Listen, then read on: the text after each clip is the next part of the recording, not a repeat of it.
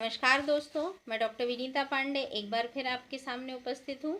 आज हम बात कर रहे हैं आपका जो 17वां पेपर है उसकी यूनिट 2 विविधता समावेशी शिक्षा और जेंडर में आपकी जो इकाई 2 है उसमें है आपका कि CWSN मतलब आपका विशिष्ट आवश्यकता वाले जो बच्चे हैं उनके बारे में हमको पढ़ना है।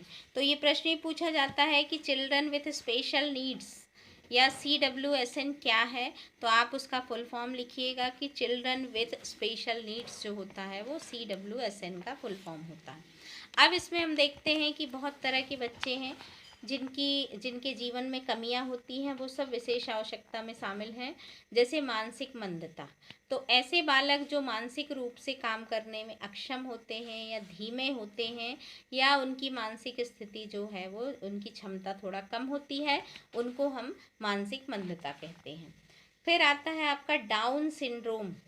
तो गर्भधारण के समय कोशिका विभाजन या गुणन की प्रक्रिया में जब किसी कारण कोई विकार उत्पन्न हो जाता है, तो इस प्रकार से जब गर्भधारण किए गया जो बच्चा होता है उसमें कोई दोष आ जाता है, चाहे वो माता पिता दोनों में से किसी भी जीन्स में आता रहता है, लेकिन वो ऐसा बच्चा जो है वो जिसमें ये दोष आ जाता है वो डाउन सिंड्रोम की स्थिति में पहुंच जाता है। इसमें बच्चों में गुणसूत्रों की संख्या संबंधी दोष आ जाते हैं, तो आवश्यकता से एक या तो अधिक गुणसूत्र हो जाता है या कम हो जाता है।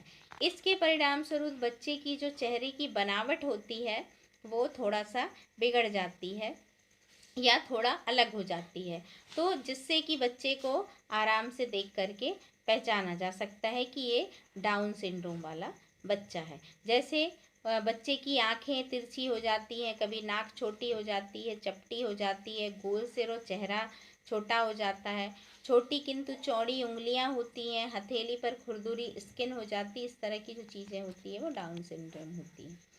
फिर इसके बाद अपंग शरीर वाला जो बच्चा होता है वो कैसे होता है, तो अपंग शरीर वाले जो बच्चे होते हैं उनमें भी गुणसूत्रों की जो कमी होती है वो जो है वो इसी से होती है। फिर निर्धनता वाले बच्चे जो हैं वो भी विशेष आवश्यकता वाले उसमें होते हैं, जिनको जीवन में बहुत तरह की कठिनाइयों का सामना करना पड़ता है, उन्हें छोटे भाई बहनों का ध्यान रखना पड़ता है, तो इस प्रकार के बच्चे भी विशेष आवश्यकता वाले बच्चे बन जाते हैं। फिर अपंग बच्चे, तो अपंग बच्चे जो हैं ऐसे बच्चे होते हैं जिनमें कुछ शारीरिक विकृति आ जाती है, जैसे एक पैर छोटा हो जाता है या लंबा हो जाता है, या आपका हाथ लंबा हो जाता है, या पोलियो हो जाता है। तो इस प्रकार के बच्चे जो होते हैं वो अपंग या विकलांग कहते हैं। तो हमेशा इनको सकारात्मक वातावरण मिलना चाहिए ताकि ये इसमें जीवन में आगे बढ़ पाते हैं। और इसके बारे में आप लोग और देख लीजिएगा कि इनके लिए हम क्या क्या कर सकते हैं। इनसे इमोशनली अटैच होना चाहिए, इनसे बातचीत करने का तरीका अच्छा रखना चाहिए, तो इस तरह की चीज़ें होती हैं। फिर उसके बाद आता है कि गर्भवती महिला के स्वास्थ्य का जो प्रभाव है वो गर्भ में बढ़ रहे बच्चे पर पड़ता है, तो वो किस तरह से पड़ता है। तो सबसे बड़ी बात यह है कि माता की भावनात्मक स्थिति से उसके हार्मोन्स के स्तर में परिवर्तन आता है, और यदि वो प्रसन्न होती है तो हार्मोन स्तर बढ़ जाता है, और जब वो दुखी होती है या क्रोधी होती है तो उसमें हानिकारक प्रभाव पड़ता है। और यही चीज़ जो है वो बालकों में आती है और उनके शरीर में और उनके मन मस्तिष्क में देखने को मिलती है। तो इस प्रकार की जो चीज़ें होती हैं वो आपकी विशिष्ट आवश्यकता वाले बच्चों में होती हैं।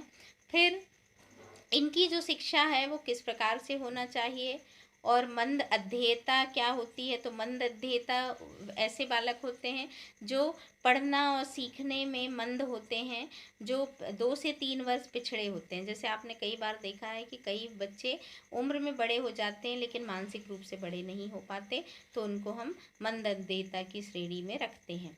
अब अगर हम देखें तो विशिष्ट बालक क्या होता है, तो एक ऐसा बालक जो शारीरिक, मानसिक, सामाजिक, शैक्षिक, सांवेगिक और व्यवहारिक विशेषताओं के कारण किसी सामान्य या औसत बालक से उस सीमा तक विचलित या भिन्न हो जहां उसे अपनी योग्यताओं, क्षमताओं और शक्तियों को समुचित रूप से विकसित करने के लिए परंपरागत शिक्षण विधियों में कार्य करने को कहा जाता है। ऐसा बालक जो सामान्य बालकों से अलग हो विशिष्ट बालक कहलाता है।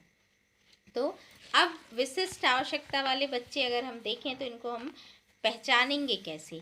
तो सबसे बड़ी बात ये चीज़ होती है कि हम मानसिक विकास के आधार पर देख लेते हैं कि ये बालक मंद है या तीव्र है। शैक्षिक उपलब्धि के आधार पर पहचान लेते हैं।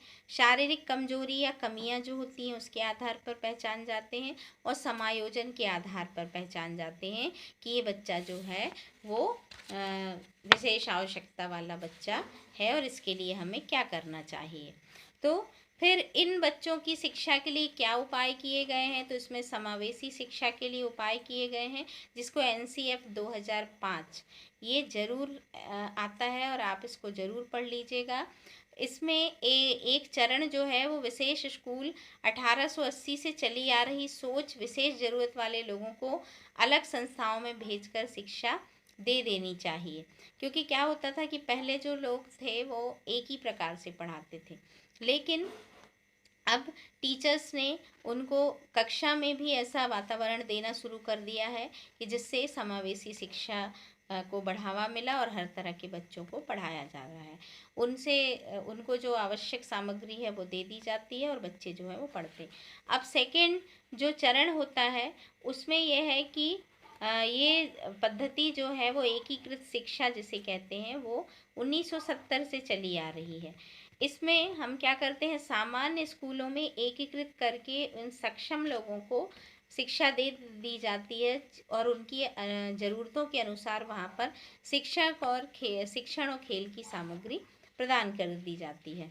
फिर चरण 3 में हम देखते हैं जो 1990 से हुई और 2003 में सर्व शिक्षा अभियान जो वो हुआ, जीरो रिजेक्शन पॉलिसी अपनाई गई और कई अलग अलग योजनाओं को एक साथ जोड़ करके विशेष ज़रूरत वाले बच्चे जो हैं उनकी अनेक ज़रूरतों की व्यवस्था उन्हीं स्कूलों में कर दी गई। तो ये इस प्रकार से हमने बालकों के समावेशी शिक्षा का प्रयास किया। फिर हम देखें तो एक प्रश्न आता है कि शारीरिक रूप से भिन्न बालक जो होते हैं वो किस प्रकार के होते हैं या विशेष आवश्यकता वाले बालकों की जो कैटेगरी होती है उनके प्रकार कितने हैं। तो पहला है आपका विकलांगिक, अक्षम या अपंग। दूसरा है चिरकालिक बीमार और क्षतिपूर्ति स्वास्थ्य, जिसका जो हमेशा बीमार बच्चा रहता है। तीसरा है श्रवण क्षतियुक्त, मतलब जिसको सुनने में दिक्कत हो, जो कानों से कमज़ोर हो। फिर दृष्टि क्षतियुक्त में आपका विजुअली इम्पायर्ड बच्चे होते हैं जो देखने में दिक्कत करते हैं या उनको कम दिखता है या एक आँख से नहीं दिखता है। फिर बहुल विकलांग मल्टी हैंडीकैप्टेड होते हैं जिनके बहुत सारे अंग जो हैं वो डैमेज होते हैं। तो ये सारी होती है। फिर आपकी एक आती गणितीय विकलांगता, ये ज़रूर पूछी जाती है। तो गणितीय विकलांगता छात्रों को उन अकुशलताओं और योग्यताओं की ओर संकेत करती है जो सामान्य छात्र से इन छात्रों को अलग करती है। जैसे ये इनकी तर्क शक्ति कम होती है, ये सवालों को हल नहीं कर पाते, समझ नहीं पाते। तो इस प्रकार की जो विकलांगता है वो गणितीय विकलांगता कहलाती है। तो आशा है कि आप इसको बहुत अच्छे से समझ गए होंगे। और इसी में अफेजिया और बचाघात होता है। तो ये जो बोलने वाले बच्चे होते हैं इनमें मस्तिष्क की ऐसी विकृति आ जाती है जिसमें बच्चा बोलने और लिखने में लिखे गए शब्दों को समझने में और प्रकट करने में बहुत ही उसको दिक्कत होती है। तो ये आपकी श्रवण बाधिता यानी सुनने में दिक्कत है। और श्रवणशीलता जो है वो श्रवण दोष होने पर बालक की शाब्दिक अभिव्यक्ति, मतलब जब व्यक्ति गलत सुनता है तो वो गलत बोलता है। तो श्रवण बाधिता और श्रवणशीलता जो है वो यही है। तो आप इसके बारे में पढ़ें। और एक महत्वपूर्ण चीज़ है कि निःशक्त जनों के राष्ट्रीय संस्थान कहाँ है, तो दृष्टि विकलांगता का राष्ट्रीय संस्थान देहरादून में है, मानसिक विकलांगता का सिकंदराबाद में है, श्रवण विकलांगता का मुंबई में है और हड्डी विकलांगता का कलकत्ता में है। तो आप इन सबको पढ़ें और परीक्षा की बहुत अच्छे से तैयारी करें और सेकेंड यूनिट को आप तैयार करें। धन्यवाद।